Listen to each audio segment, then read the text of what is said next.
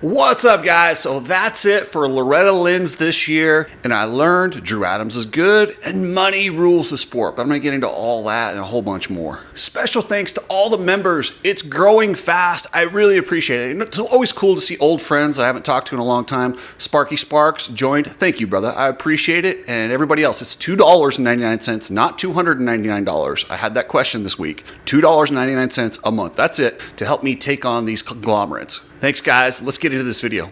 You need people like me so you can point your fucking fingers and say, that's the bad guy. So on the final day, these guys look tired. They've been there in that heat for 7-8 days since they've got there. Drew Adams came off of a Canadian National on Sunday, flew straight there Monday, Tuesday. This dude's been on the bike every single day. This kid is pro ready. Won 5 out of 6 motos, and the only one he didn't win, he was down in the first turn and still got 4th. And that was early in the week when everyone was fresh, and it's harder to get through that pack in that first moto. In that first moto, everybody still feels like they have a chance. They haven't kind of slotted in where they think they're going to be, and coming through the pack early in the week is much harder than it is late in the week. Drew Adams is legit. This kid can ride. He's got talent, endurance. He's pro ready, man. And I'm a huge fan of the women's race at this event. I think it's the highest level women's race we have in the United States. And Kylie Stallings, this girl is good. She's your best. She's the overall winner this year. And, you know, she kind of mailed it in that third moto, but she went 1-1 and set herself up so that she could do that. Good on her. Her starts, I don't know where she learned to start. If, you know, Mike Alessi reincarnated, this girl launches. I mean, every time you can almost just count on her being first or top 3 every single time. This girl's going to be tough for these women if she can keep getting starts like that, and I don't see any reason why she can't. Veteran Jordan Jarvis. We had a Jordan Jarvis sighting. This girl is badass. She has qualified for pro nationals in the 250 class. She got a moto win, but she's got some real competition out there in Kylie, Lala Turner, but there's a few of those girls that have really stepped up. And then when you get Sophia Phelps back in the mix, she sat this one out, but she'll be there for the WMX Nationals. And I hope those get some steam. And I would really love to see those get some really good coverage and maybe some TV coverage. I apologize. I've kind of missed them this year, but I'm going to try paying a little bit more attention and giving these girls more credit. Plus 25 class. We had some big names. We had Jacob Hayes out there on that factory Honda. For those that don't know, Jacob Hayes now works with Lucas Myrtle. He's an agent to Chance Hymas and these guys he represents. He's in that clique. They gave him a bike and gave him, a setup to go race this race, but he still got himself in shape and rode his ass off, because to beat Cole Martinez, you're hauling ass. Cole Martinez is legit. I know he was on a new Yamaha. He just left the SLR Honda team like 2 weeks ago, but that didn't stop him. Cole Martinez was riding really good, and Jacob Hayes straight up handled him. And J-Law, Jason Lawrence. We didn't know what to expect. Honestly, I'm just glad he got there, got through the event in one piece.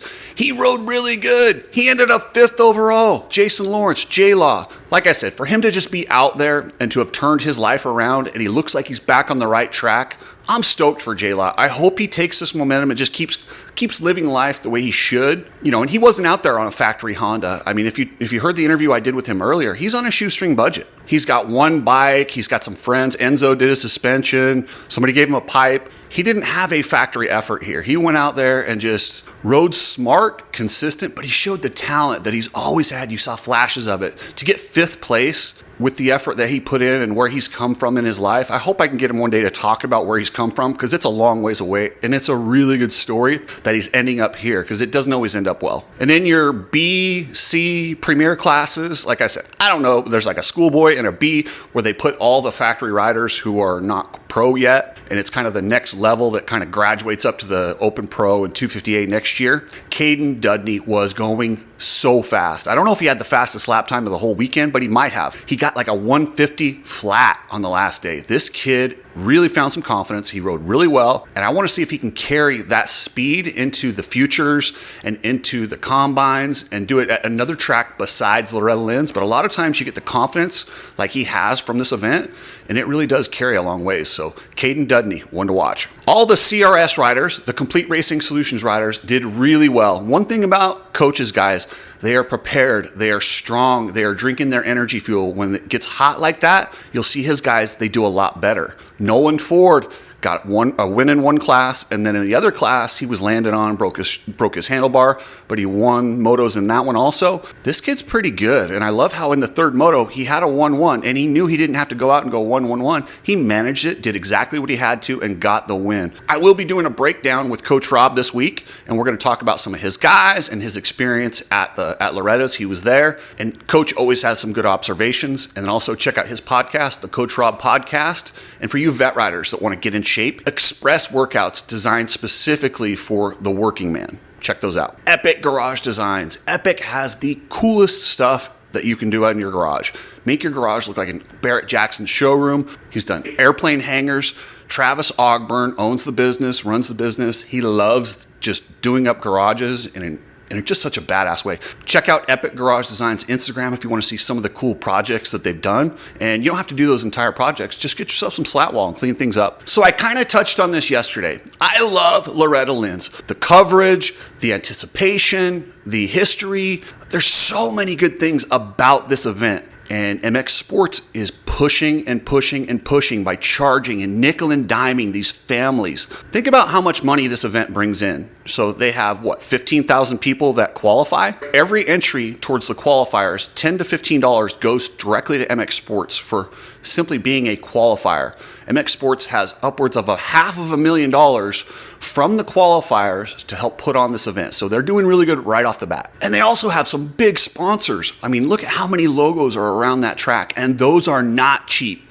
I'm guessing they're upwards of 7 figures. I don't have the exact numbers, but if Monster's involved to the extent that they were, I'm going to go ahead and say there's probably 7 figures in sponsor money coming towards MX Sports and this event. So we're looking at, let's just say 1.5 million before they even do anything. Every single car to park each day, $80. I don't know how much that raked in, but it had to be a lot. $80 for parking. That's insane to me. Every single rider paid $200. We're talking 1,500 riders at $200 a pop. Then tack on another $45 for your bib, which has their sponsors, not yours, their sponsors on it. Camping for the families is $75 a day, $10 if you bring a vehicle other than the camper, and then $10 for every pit vehicle. They have golf carts that are available to rent, but I was told they were close to $1,000 a week to rent a golf cart so you don't have to walk the 2 miles around those pits because they are really spread out. And if you wanted Wi-Fi, which probably wasn't that good because I heard them over this PA saying it went down, you paid $150 per week. I'm going to say maybe they sold 8,000 with the Wi-Fi because in this day and age, phones don't really work down there. You pretty much have to be on the Wi-Fi. So we're talking almost $1 million in Wi-Fi. Seriously, that's what the collection is. If you're talking $150, maybe 8,000 people got the Wi-Fi, that's $1 million. They're doing pretty good. So if you want to race this race and you have your gear, your bike, and everything you need to go racing, let's just talk about loading it up and heading it to Tennessee for a week and then going home. You better be prepared to spend $5,000 to $10,000 in addition to whatever it costs to prepare yourself to go racing. Seriously, that's what it costs for each of these riders. It is not an inexpensive sport. It is a rich man's sport. And I'm not saying, people don't get me wrong, I'm not saying MX Sports should do this for free, but there comes a breaking point when you're gouging so high on these prices that at some point families are just going to say, nah, we can't go. We can't go, especially in this economy. It is not a good economy right now. I don't know if you guys have been paying attention, but inflation's up. Lots of things are up. So for these families to be able to come up with an extra $5,000 to $10,000 a week off of work to go race this race, that's a lot of money. And like I said, I'm not saying MX Sports shouldn't make a lot of money, but come on, like it's getting out of control with this. They raised prices significantly this year, and I think this might be the breaking point where families start to say, you know what, I'm not going to go to Loretta's because there's a lot of other options. I mean, if you live in the Utah area, hit up the RMX series. You can get some seriously high quality racing there. If you want to go racing Supercross, Arena Cross has futures. They have like amateurs at every event. Hit those. I would take the money you're going to waste going to Loretta Lynn's and go race a whole bunch of Arena Cross races or hit the RMX series. There's a lot of other options to go the pro route. You don't have to, despite what Racer X, Davey Coombs, and everybody says, you do not have to race Loretta Lynn's to be a top professional. The big thing that they've sold everybody on is that this is the AMA National Championship. What is the AMA? I know what they used to be. I know what they say they do. But what do they really do? I'm investigating that right now, and you guys are going to be shocked at what a propaganda machine the AMA is And they don't do anything for motorcyclists but take money. That's all they do is they take money and then they use that little logo and they've sold everybody on this club. This is not a national organization that truly sanctions racing. This is one club who convinced everybody that their logo is the national logo. So they've literally sold that idea on everybody for so long. The AMA does nothing. They just milk it. And like I said, I'm working on a story. I want to break down exactly what they do, how much they charge. I have salaries for the top AMA officials, and you're going to be disgusted. Guys, check out Ride Strapped. That's my favorite goggle company. You get your Red Pill t-shirts, you get some glasses. Such a cool company. Head over to ridestrap.com. I know a lot of you guys have commented on the Red Pill shirt. Head over to that website. You can get it there. I think it's $19.99. Precision Transport, a trucking company that still believes in customer service and giving you up-to-date tracking. Hit up pretransport.com and you get yourself a reliable shipping company. Now, while I love everything about Loretta's when I'm watching it on TV, there's one thing that still just absolutely drives me bananas. So those are the numbers I just told you about how much this event brings in. They pay flaggers $100 a day, free lunch, free t-shirt. Do you really think you're going to get qualified flaggers for $100 to work 12 to 14 hours? By the way, where's OSHA on that? That has to be some sort of a minimum wage violation, or I don't know how they're getting away with that. My issue is flaggers. If these families are paying so much money to be at this event, the least you could do while they compete in this incredibly dangerous sport that has life-changing consequences. Everyone in this sport knows somebody who's been in a wheelchair. But with life-changing consequences in this sport and that much money that they're making, you can't tell me they cannot pay flaggers to rotate more, to have better flaggers, to have a better system to protect the riders. And then when it comes to safety, listen, I love the bibs. The bibs are cool. The bibs are something, I still have mine from when I raced there. I like it. But when you get to a heat index where you're shortening motos for the safety of the competitors, I'm sorry, it's another layer of clothing that they don't need. The reason they shortened it rather than letting the riders use the bib as an option is because they sold sponsorships. They sold these people on that. So it's all about the money. It's not about safety. It's not about what's best for the riders. It's about how much money MX Sports can make. And there will be a breaking point when people just say, we're done, that's too much. And I think we're dangerously close to that. So before MX Sports completely ruins this thing, I really hope they kind of back it down and offer more to the families and riders that are actually competing at the event. And I mean, they can make a lot of money. I'm cool with that. Like, I'm a capitalist. But at the same time, take care. When you buy a product, you deserve a certain amount of service. These riders are buying a product, which is this race and the history that comes with this race. They should also get safety, proper care, and they do a great job at the track. Shorting on flaggers is just like, really? That's where you're gonna skimp? Could you imagine if someone had landed on Carson Wood when he was laying behind that jump?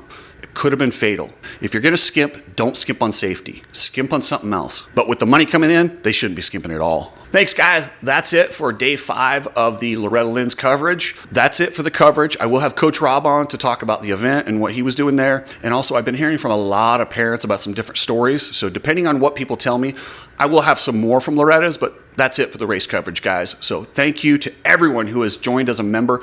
I really appreciate it. And check out this member, American Enclosures.